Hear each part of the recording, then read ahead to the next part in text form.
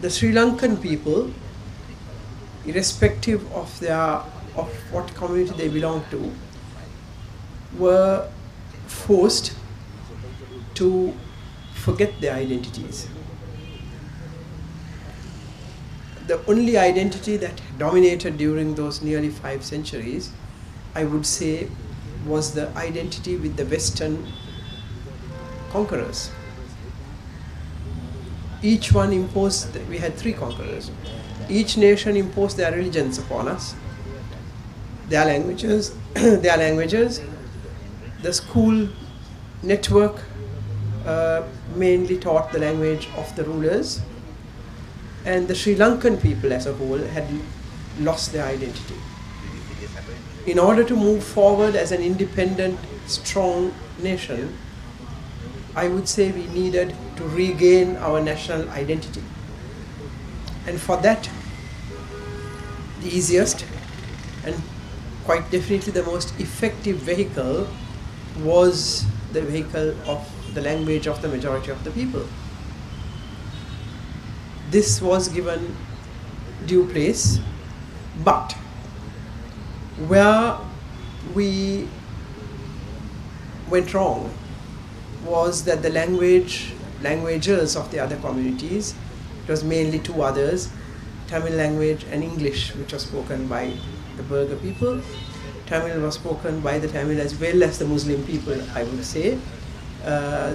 Very few Muslim people in Sri Lanka spoke Arabic at that time.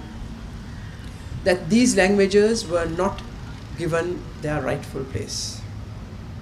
Neither did we have a link language to link the different communities speaking diverse languages.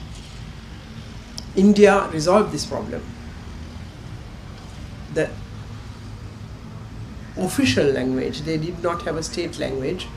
The official language is Hindi, but English was installed as the link language between all the 30 odd different communities speaking 30 odd different languages or dialects. I think this to a great extent kept India from dividing into little pieces on the basis of language. In little Sri Lanka, we failed to do this for whatever the reason.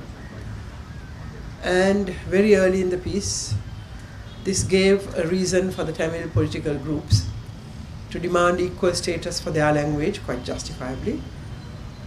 And the non-recognition of this demand, finally, after several decades, as we know, led to a ruthless, bloody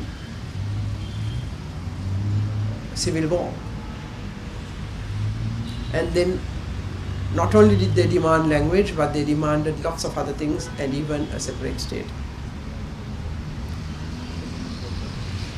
In 1956, when Sinhala was made the state language, within 1 year, that same government brought in a bill, an act of parliament called the Reasonable Use of Tamil Bill, which gave equal status or almost equal status to the Tamil language, which has gone by default. It has never been implemented properly, not even today. There is a rule, for example, a regulation that all government officials belonging to whatever community must learn the language of the other. They must all learn Sinhala and Tamil, in other words. But very few people do.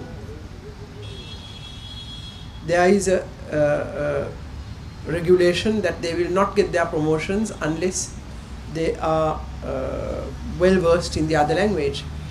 The head of the department, if he happens to be a Sinhala and the officer is Sinhala, would say, oh, this officer is very well versed in Tamil, and recommend the promotion. The Tamil officers did the same vis-a-vis their officers. There are very few Tamil officers in the public service.